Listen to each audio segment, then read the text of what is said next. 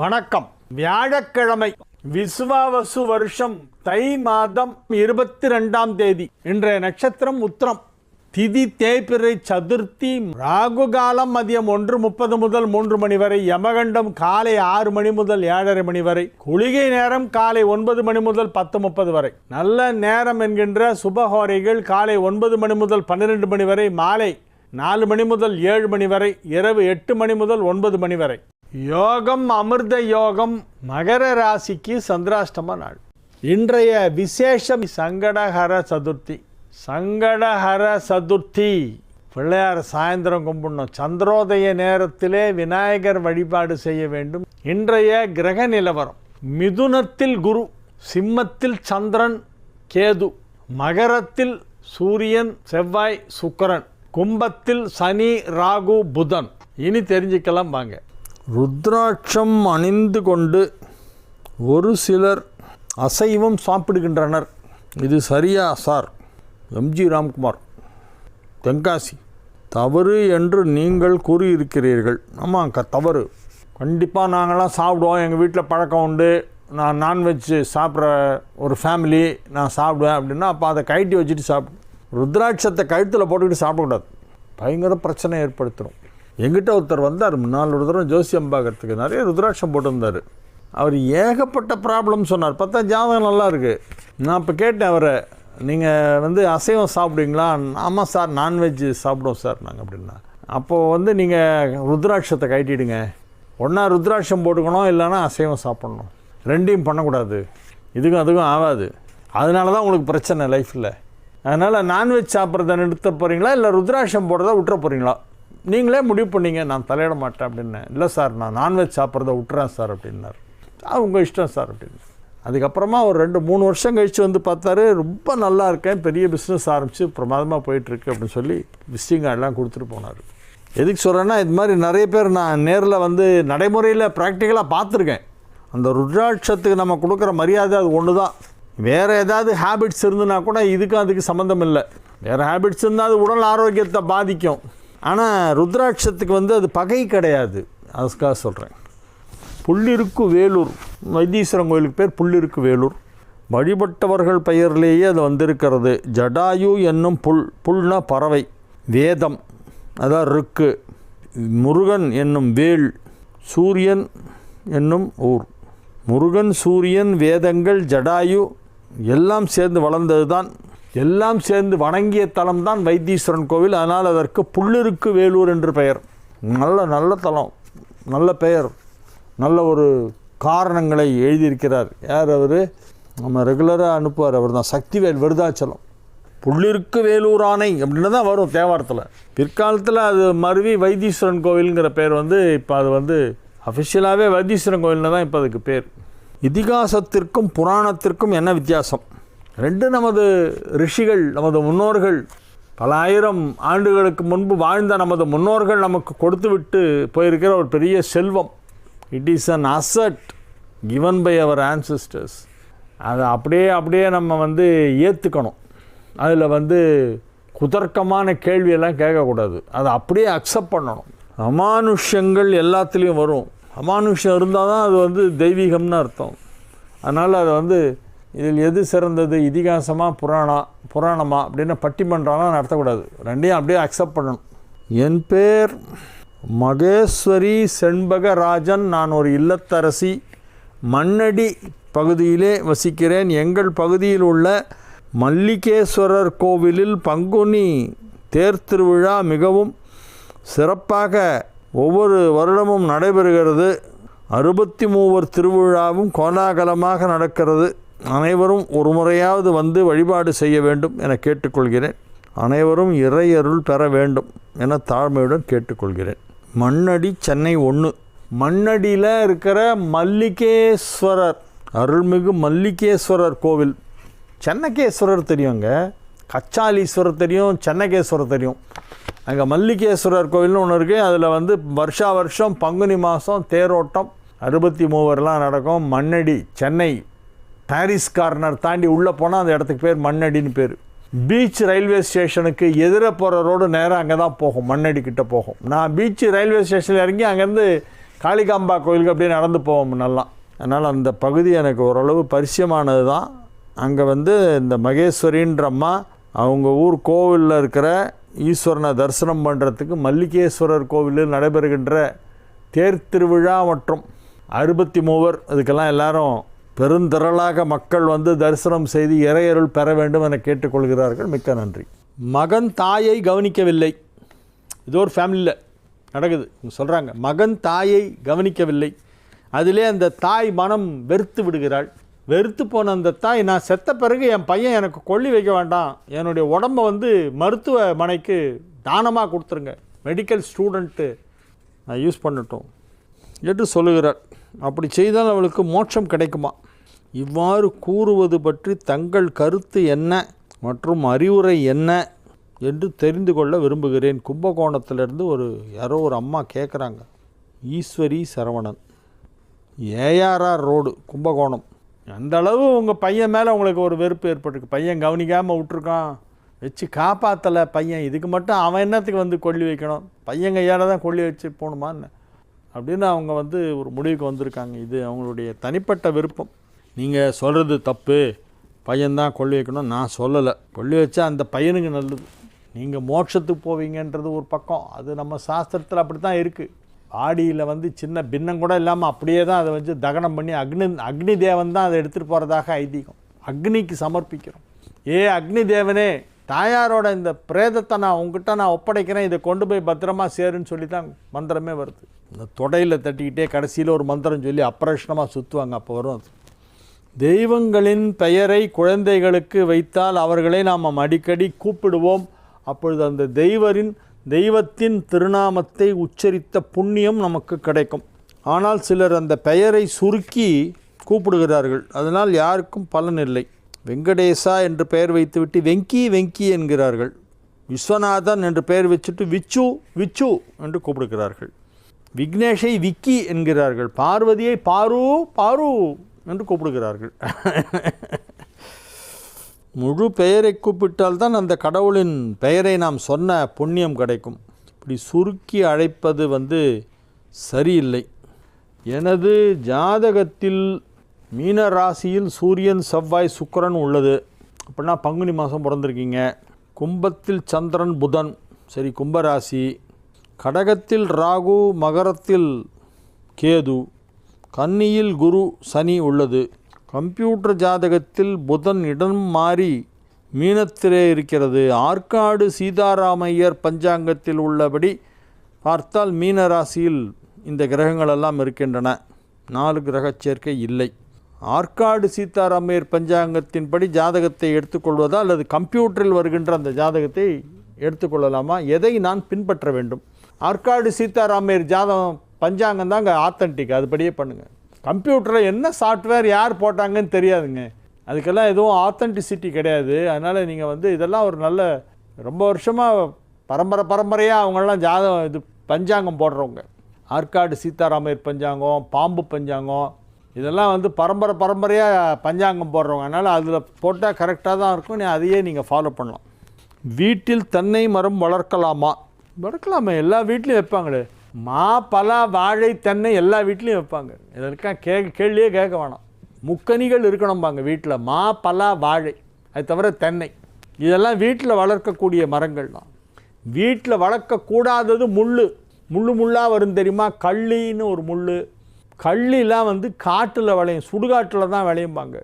கள்ளி செடி, முள்ளு செடிகள்லாம் அங்கே தான் வச்சுருக்கோங்க. இப்போ முள்ளு செடியெல்லாம் ஃபேஷன்னு சொல்லி இன்டோர் பிளான்ட்ஸ் அப்படின்னு எல்லாம் வீட்டு உள்ள ஒரு வீட்டுக்கு போனால் அங்கே பார்த்தா பெரிய சிட் அவுட் இருக்குது. சிட் அவுட்டுக்கு 2 பக்கமும் வந்து நிறைய முள்ளு செடியெலாம் வச்சுருந்தாங்க. இதெல்லாம் ஏன் இங்கே வச்சுருக்கீங்கன்னா எல்லாம் ஃபேஷன், இப்போ லேட்டஸ்ட்டு ட்ரெண்டிங் அப்படின்னாங்க. இல்லத்த ட்ரெண்டிங்கோ. இவர் என்ன கேட்குறாருன்னா, வீட்டில் தென்னை மரம் வளர்க்கலாமா?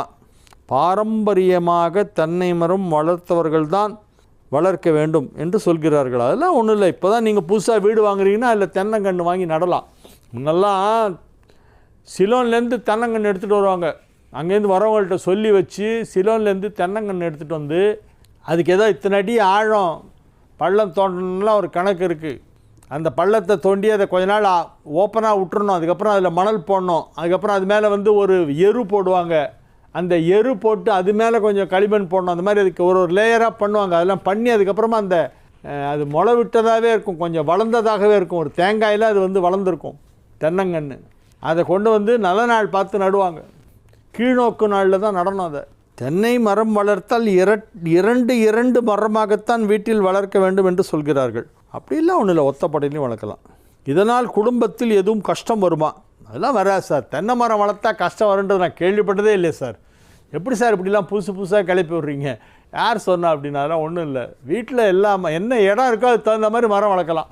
ஓப்பன் ஸ்பேஸு மண் இடம் எவ்வளோ இருக்கோ அதுக்கு தகுந்த மாதிரி மரம் எல்லாமே வளர்க்கலாம் வீட்டில். மேஷ ராசிக்கு இன்றைய நாள் நல்ல நாள். மேஷ ராசி அன்பர்கள் இன்று மிகுந்த மகிழ்ச்சியுடன் காணப்படுவார்கள். நல்ல ஆரோக்கியத்துடன் இருப்பீர்கள்.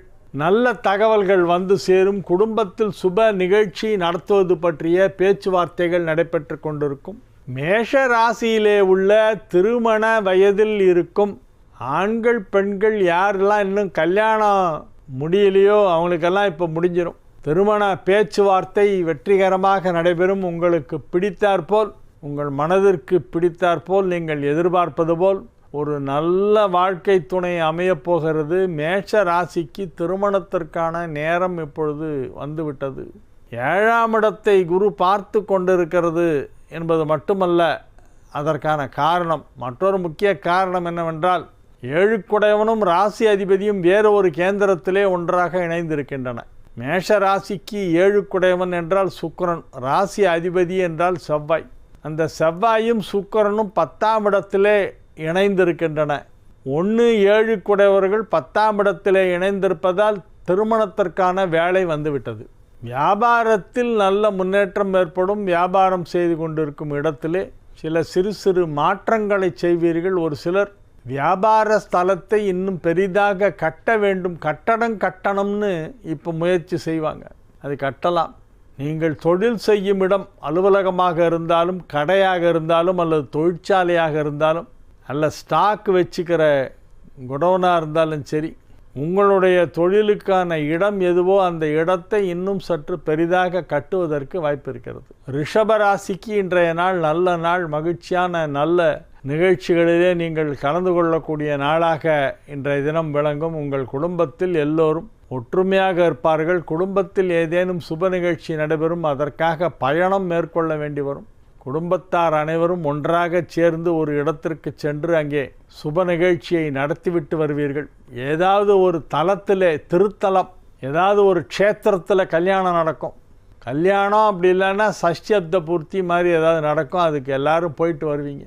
சந்தோஷமான நல்ல நிகழ்ச்சிகளிலே கலந்து கொள்கின்ற நாளாக இந்நாள் விளங்கும். மிதுன ராசிக்கு இன்றைய நாள் நல்ல நாள். மிதுனத்தில் குரு அமர்ந்து கொண்டு 5, 7, 9 ஆகிய வீடுகளை பார்த்து கொண்டிருக்கிறது. மிதுன ராசி அன்பர்கள் இன்று மிகுந்த மகிழ்ச்சியுடன் காணப்படுவார்கள். 7ஆம் இடத்தை குரு பார்ப்பதால் குடும்பம் அமைதியாக இருக்கும். 7 குடையவனே 7ஆம் இடத்தை பார்த்து கொண்டிருக்கிறது, குரு பார்த்து கொண்டிருக்கிறது. எனவே குடும்ப வாழ்க்கை மகிழ்ச்சியாக இருக்கும். அனைவரும் ஒற்றுமையாக இருப்பார்கள். 9ஆம் இடத்தை குரு பார்ப்பதால், 9 குடையவனை குரு பார்ப்பதால் நல்ல முன்னேற்றத்தை எல்லா விதத்திலும் அடைவீர்கள். தொழிலில், பொருளாதாரத்தில், வாழ்க்கையில் முன்னேற்றம். மாணவர்களாக இருந்தால் கல்வியிலே முன்னேற்றம் என அவரவர் வயதுக்கு ஏற்ப என்ன முன்னேற்றம் இப்பொழுது ஏற்பட்டால் நல்லதோ அந்த முன்னேற்றம் நடைபெறும். எனவே இது மிதுன ராசிக்கு மிக சிறப்பான நாள். கடகராசி அன்பர்கள் இன்று மிகுந்த மகிழ்ச்சியுடன் காணப்படுவார்கள். 3-12 குடைய புதன் 8ஆம் இடத்திலே மறைவு பெற்று யோகங்களை வாரி வாரி வாரி வழங்குகிறது. கெட்டவன் கெட்டிடில் கிட்டிடும் ராஜயோகம் என்பது இன்றைய தினம் கடகத்திற்கு மிகவும் பொருந்தும். 2 மறைவு ஸ்தானங்களுக்கு அதிபதியான புதன் வேறு ஒரு மறைவு ஸ்தானத்திலே போய் நன்மை செய்து கொண்டிருக்கிறது. மிகப்பெரிய நன்மைகளெல்லாம் நடைபெறும். தாய் மாமா உறவு வலுப்பெறும். தாய் மாமாவுடன், தாய் வழி உறவினர்களுடன், அம்மா சைடு சொந்தக்காரங்கள்லாம் இப்போ ரொம்ப நெருக்கமாக இருப்பாங்க. அவங்க வீட்டில் ஏதாவது ஒரு சுப நிகழ்ச்சி நடைபெறும், அதற்கு நீங்கள் சென்று வருவீர்கள். நீண்ட இடைவெளிக்கு பிறகு சில உறவினர்களை எல்லாம் சந்தித்து அவர்களோடு மனம் விட்டு மகிழ்ச்சியாக பேசுவீர்கள். அவர்கள் உங்களுடைய உத்தியோகத்திற்கு, வியாபாரத்திற்கு மிகவும் உறுதுணையாக இருப்பார்கள், உற்ற துணையாக இருப்பார்கள். ஒரு சிலருக்கு தாய்மாமா வீட்டிலே சம்பந்தம் பண்ணக்கூடிய வாய்ப்பு ஏற்படும். திருமணத்திற்கு மாமன் மகளை மணக்கும் வாய்ப்பு சிலருக்கு கிடைக்கும். நன்மைகள் அதிக அளவிலே நடைபெறுகின்ற நல்ல நாள். மாணவர்கள் அழகாக படிப்பார்கள், நல்ல மதிப்பெண் வாங்குவார்கள். எப்படியாவது ஸ்டேட் லெவலில் முதலிடத்தை பிடிக்க வேண்டும் என்பதற்காக மெனக்கிடுவாங்க. ரொம்ப ஸ்ட்ரைக் பண்ணி ரொம்ப ஸ்ட்ரெயின் பண்ணி படிப்பாங்க. எனவே இது ஒரு நல்ல நாள். சிம்ம ராசிக்கு இன்றைய நாள் மிக சிறப்பான நாள். 7ஆம் இடம் வலுப்பட்டு இருக்கிறது. 7 குடையவனை குரு பார்க்கிறது. 2 குடையவனை குரு பார்க்கிறது. குடும்பஸ்தானாதிபதியும் களத்திரஸ்தானாதிபதியும் 7லே ஒன்றாக இணைந்து விட்டார்கள் குரு பார்வையிலே. எனவே இப்பொழுது திருமண தடை விலகும், திருமண வாழ்க்கை நன்றாக இருக்கும், குடும்பம் அமைதியாக இருக்கும், குடும்பத்தில் சுப நிகழ்ச்சி நடைபெறுகின்ற நல்ல நேரம்.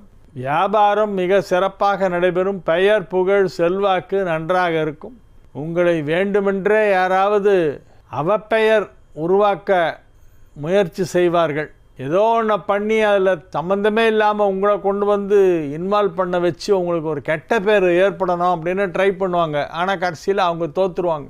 உண்மை என்ன என்பதை அனைவரும் புரிந்து கொண்டு விடுவார்கள். எனவே உங்களுக்கு எந்தவித அபக்கியாதியும் வராது. மகிழ்ச்சியாக இருப்பீர்கள். இது ஒரு நல்ல நாள். கன்னி ராசிக்கு இன்றைய நாள் மிக மிக சிறப்பான நன்மைகள் நடைபெறக்கூடிய நல்ல நாளாக விளங்குகிறது. எனினும் செலவுகள் சற்று அதிகமாக இருக்கும். அதை பத்திரமாக கையாள வேண்டும். சில நண்பர்கள் பெரிய பெரிய செலவெல்லாம் இழுத்து விடுவாங்க. அவங்கள்ட்ட நீங்கள் ரொம்ப கேர்ஃபுல்லாக பழகணும். அவங்க சொல்கிறதெல்லாம் கேட்கக்கூடாது. அதே நேரத்தில் அவங்கள விரோதமும் பண்ணிக்க வேண்டாம். ஹலோனா ஹலோ, சௌக்கியமானா சௌக்கியம், நல்லா இருக்கீங்களா, நல்லா இருக்கேன் அப்படி சொல்லிட்டு வந்துடணும் அங்கேருந்து. இல்லைன்னா உங்களை ஏதாவது ஒரு பெரிய ஒரு செலவை நீங்கள் ஏற்கிற மாதிரி பண்ணி அதை மாட்டி விடுவாங்க, வேணும்னே பண்ணுவாங்க. எனவே நன்மைகள் நடைபெறக்கூடிய நல்ல நாள். எனினும் பண விஷயத்தில் சற்று எச்சரிக்கையாக இருக்க வேண்டும். துலா ராசிக்கு இன்றைய தினம் மிக மிக சிறப்பான நன்மைகள் நடைபெறும் நல்ல நாள்.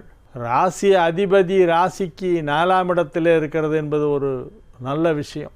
4ஆம் இடமான கேந்திரத்திலே ராசி அதிபதி 7 குடையவனோடு இணைந்திருக்கிறது. 7 குடையவனும் ராசி அதிபதியும் 4இல் சேர்க்கை. 1, 7 ஆகிய வீடுகளுக்கு அதிபதியான கிரகங்கள் 4இல் ஒன்றாக இணைந்து விட்டன. எனவே இது ஒரு நல்ல நேரம், நல்ல நாள். நன்மைகள் நடைபெறும். திருமண தடை விலகும். வியாபாரத்தில் நல்ல முன்னேற்றம் ஏற்படும். கல்வி முன்னேற்றம் மாணவர்களுக்கு மிகச் சிறப்பாக இருக்கும்.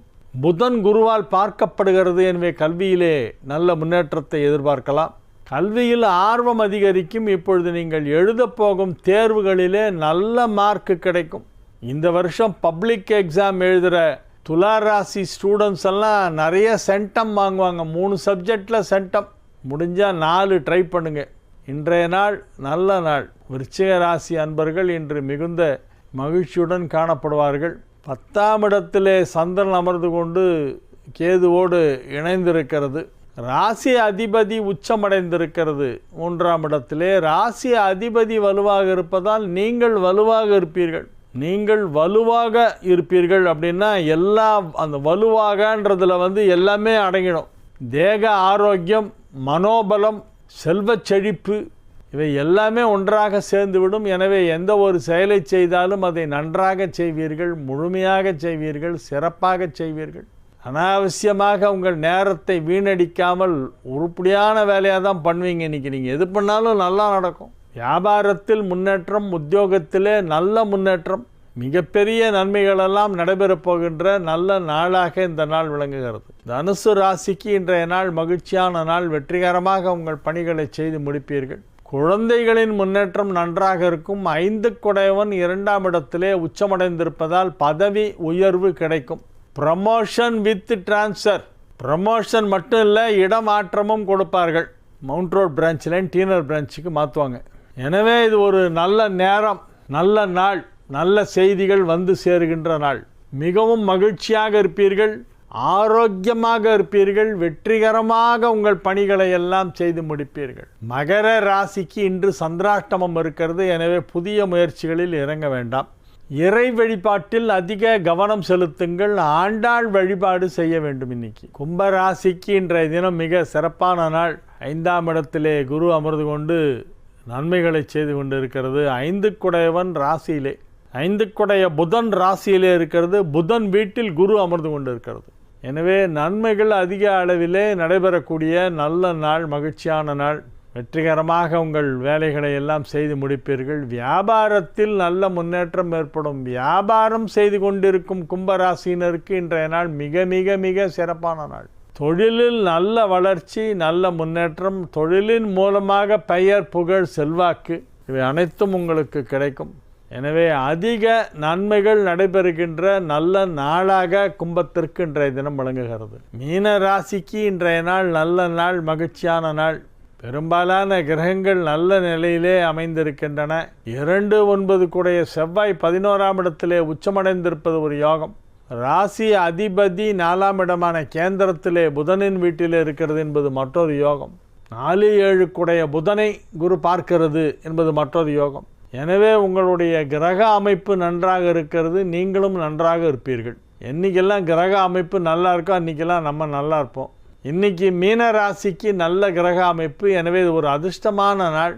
வியாபாரத்தில் நல்ல முன்னேற்றம் ஏற்படும். பொருளாதாரத்திலே பெரிய வளர்ச்சி ஏற்படும். பணம் கொடுக்கல் வாங்கல் சீராக நடைபெற்று கொண்டிருக்கும். குடும்பம் அமைதியாக இருக்கும். குடும்பத்தில் சுப நிகழ்ச்சி நடைபெறும். குடும்பத்தில் அனைவரும் ஒற்றுமையாக இருப்பார்கள். அலுவலகத்தில் பணியாற்றி கொண்டிருக்கும் மீனராசினருக்கெல்லாம் ஒரு சிறிய பதவி உயர்வு கிடைக்க வாய்ப்பிருக்கிறது. நன்மைகள் அதிக அளவில் நடைபெறக்கூடிய நல்ல நாளாக இந்த நாள் விளங்கும். வாழிய செந்தமிழ், வாழ்க நற்றமிழர், வாழிய பாரத மணித்திருநாடு. வந்தே மாதரம், வந்தே மாதரம். மீண்டும் நாளை நிகழ்ச்சியிலே உங்களை சந்திக்கும் வரை உங்களிடமிருந்து விடைபெற்றுக் கொள்வது உங்கள் வழிகாட்டி ஜோதிடர் கலைமாமணி ஹரிகேசநல்லூர் வெங்கட்ராமன்.